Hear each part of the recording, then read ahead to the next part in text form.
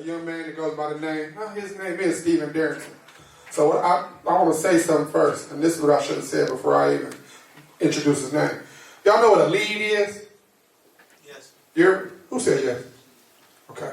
So what a lead is if I come to you and I do business with you, and then in the midst of me trying to grow my business, I ask you to give me 10 to 15 to 20 names of people that you're close to that I can use to reach out to and contact to gain other business. Years ago, probably about 10 years ago, I got a phone call. Someone gave my name as a lead to this young man that was I don't know, he probably would be considered a door-to-door insurance man. Door-to-door insurance man. Now, we kind of talked about it like, yeah, he gonna come, just get some insurance, you know. Ooh. 10 years ago, a young man comes to my house, writes me up a policy. And I tell you, I've been locked with him ever since. He switched from several different companies before he got to the place where he is now. He is an actual agent, has his own office of American Family. He's writing insurance like no other. He is the top, Northwest Ohio? Yeah, Northwest Ohio. Top agent in Northwest Ohio. How long you been doing this? I've been with him, insurance? Yeah, no, with American Family. 5 years. Yeah.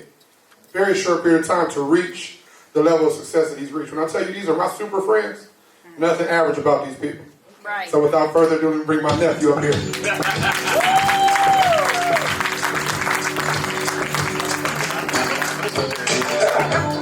Hey, how everybody doing today? So I'm gonna give y'all a little background on who I am, so you guys will know a little bit more about me. My name's Stephen Darrington Jr. I grew up on Woodstock Avenue, off of Door Street. Left behind it. My mom was a single mom. I had three brothers and one sister, but one of my brothers is my dad. So my mom had 4 kids, which I was the oldest boy. I got an older sister. So my mom, she's one of the strongest women I know. She raised me, to do my best. And I just wanted to take y'all back to when I was a kid. So one time, my mom told me, and I remember this conversation because it like coursed my life. She told me, you're a young black male in America. You're handicapped already. She said, you're going to have a hard time just doing anything, just moving forward and, taking it to the next level. And I want you to let you know that. So she's like, clap for yourself. So she told me to clap for myself. So I'm like this. So I'm like, yeah, I'm going to clap for myself. So then she said, put one hand behind your back and clap for yourself now. And I was like, well, Mom, I can't clap. I only got one hand. She said, exactly. She said, that's how you're going to be treated in the world. You're only going to have one hand, so you got to make that hand strong enough to where if you decide to swing it, it make clapping sounds. Okay?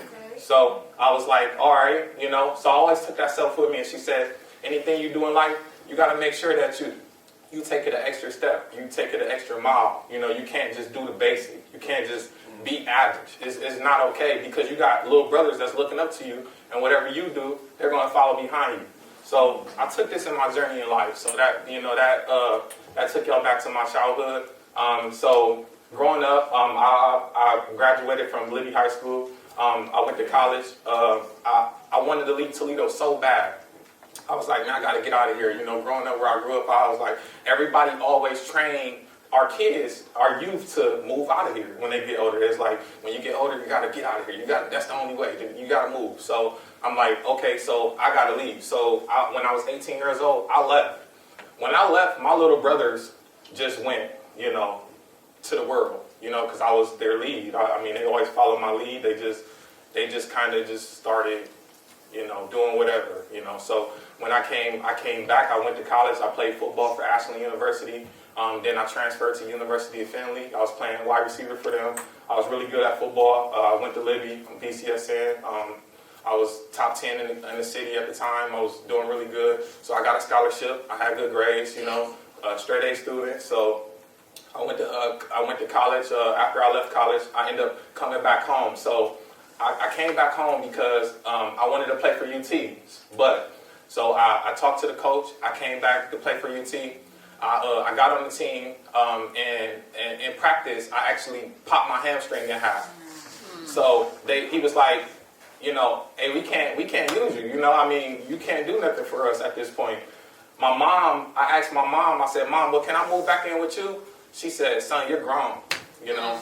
You're grown. I got, you know, I got my own, I'm doing my own thing. She's like, if I let you move back in with me, I'll be handicapping you in life. And I couldn't understand that at the time. I'm like, well, I'm like, what do you mean? Like, if I moved in with you, I need somewhere to live. I don't got nowhere to live, you know? So she was like, you got to figure it out. You grown, you know? So I had a friend, and I'm going to shout out his name because he actually got me into business. His name Andre McCullum. Andre, he was the same age as me at the time. He was working for this company, and he had a brand new Chrysler 300. He was young. At the time he was 19. I was 18 at the time. I take that back. I was 19. He was 20. And I came back in town. He was driving his car, so I asked him. I said, "Man, can you get me into that job?" He was like, "Yeah, I can get you in." I didn't even know what I was about to do. You know, I was just like, "I need a job." You know, I mean.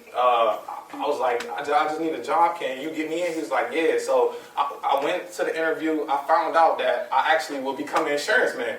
But I just needed, you know, one license for my life insurance just to sell life insurance because they was a life insurance company. Come to find out, they sold life insurance to all the union members. So that's what they did. So this before I know anything about the business, anything about anything. All I knew is I'll be selling insurance. So I went through the classes, got my insurance license. I started working.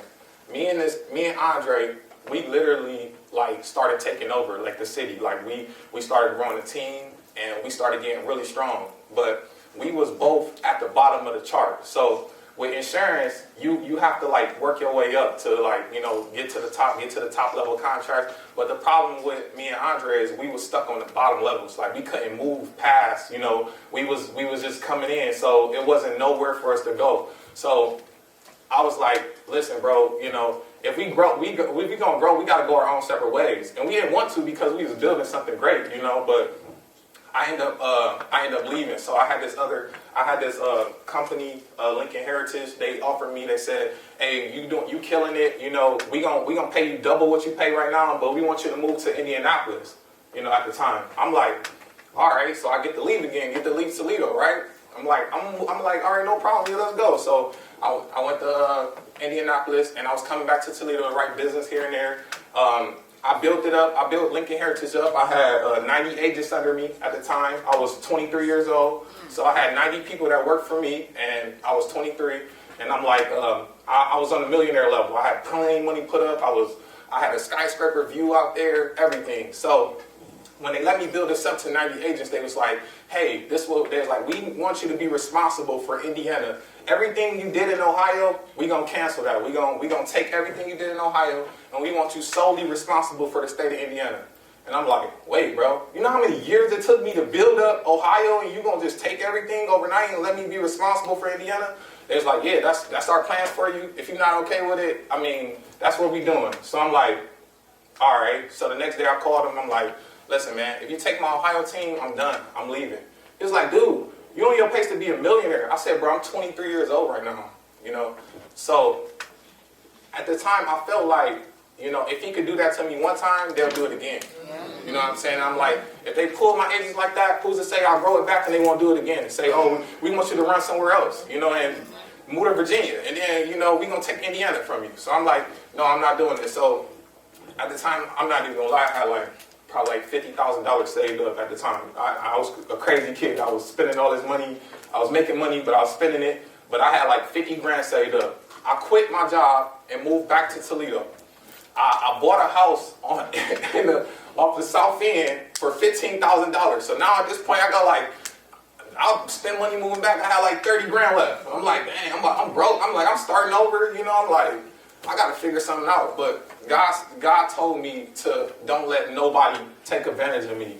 You know, so he said, don't never let nobody take advantage of your the things that you're trying to do, the levels that you're trying to go to in life, no matter what that is, no matter who it is. You know, you can look up to these people. They can be millionaires. They can be making money, and they just trying to figure out how to use you to help them.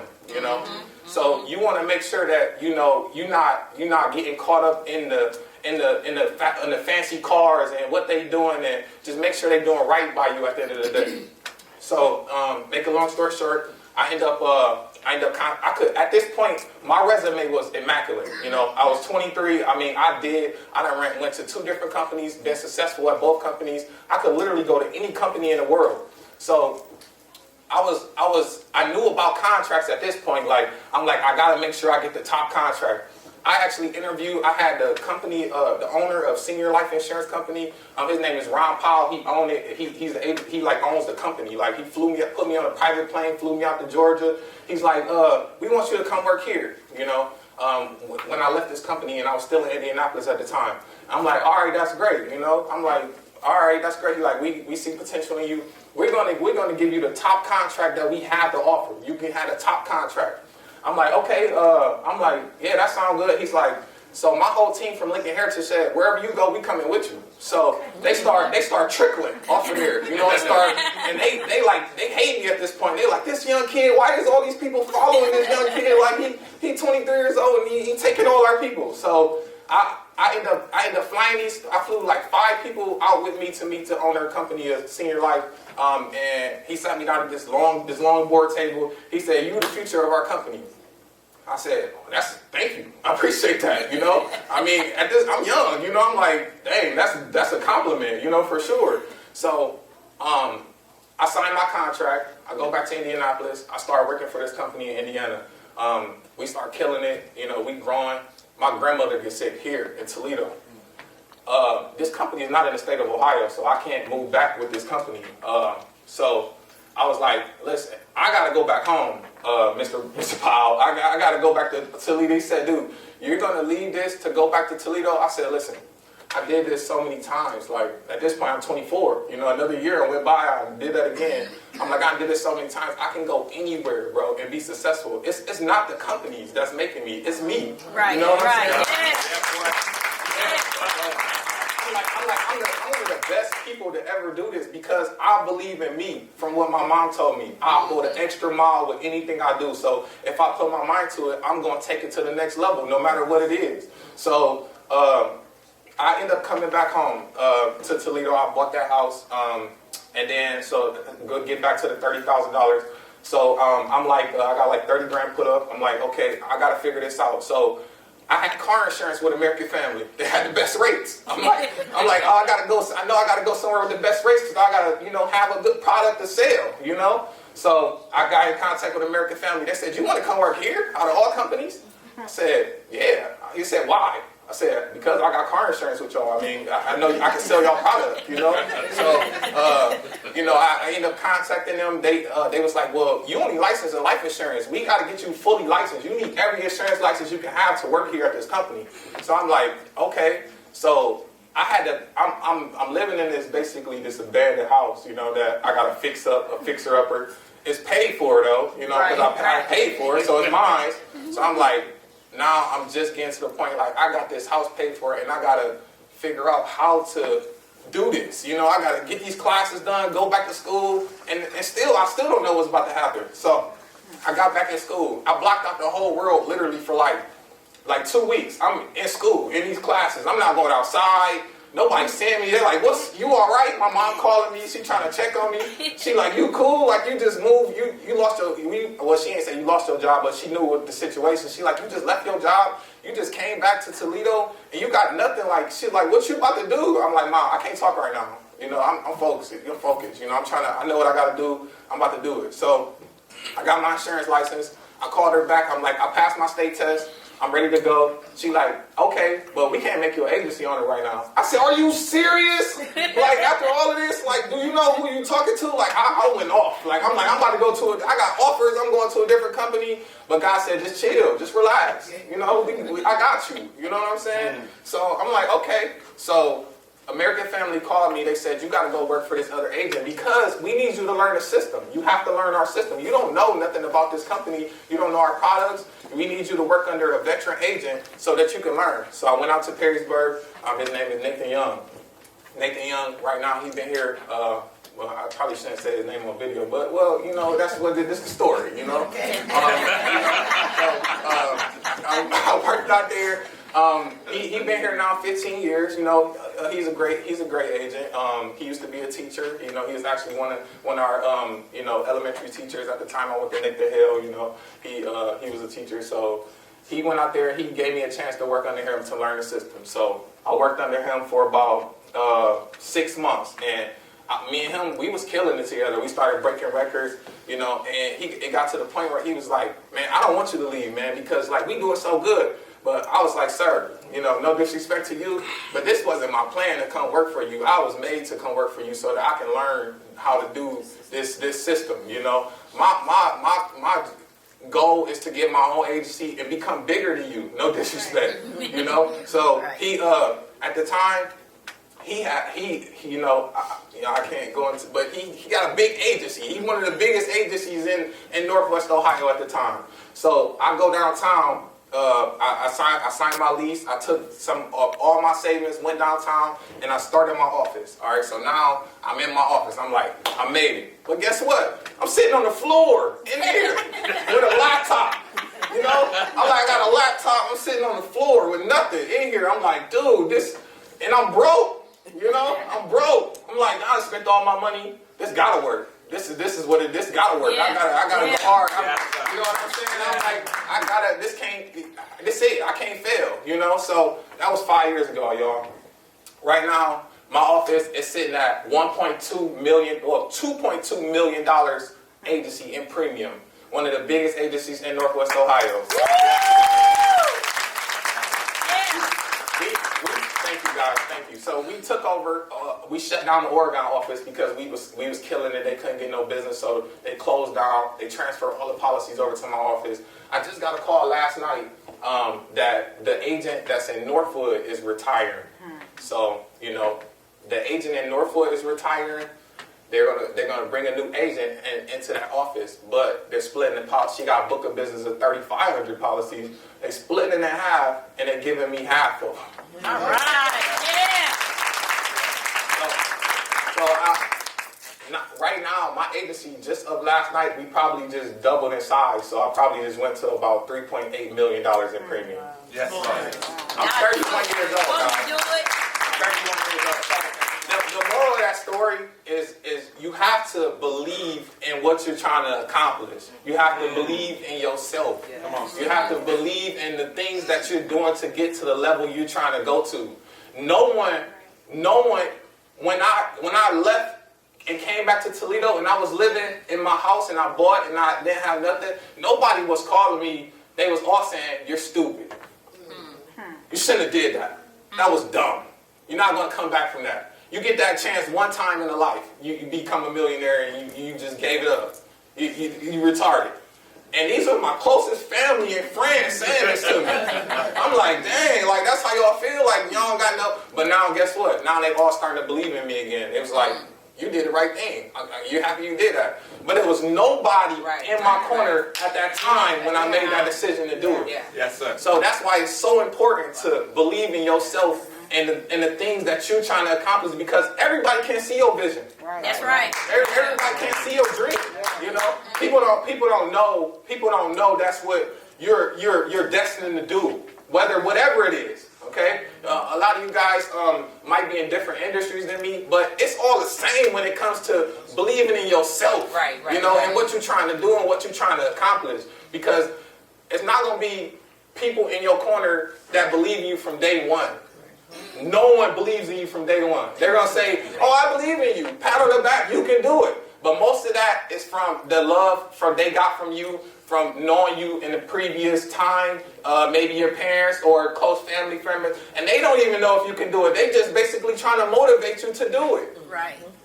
So until you do something, you done nothing. You're gonna get people that just not gonna care about what you're trying to accomplish. So just believe in yourself and just press forward, because it's all gonna pan out in the end. Okay. All right. So that's a little bit about me. So going forward in the future, I want to be the only agency in Northwest Ohio.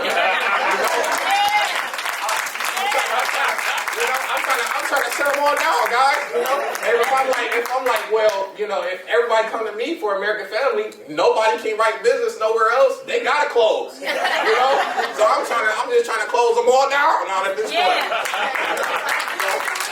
Hey, well. Thank you for having me, guys. I appreciate it. And you guys just keep whatever you want to do in your journey. I just want to make sure that y'all believe in yourself and go the extra mile to do it. Don't just be average, because it's a million people in this world that want exactly what you want. And if you're not willing to go the extra mile, you're going to just be average, just like everybody else. And if you wanted to be average, you wouldn't be here sitting in this room with us That's today. right.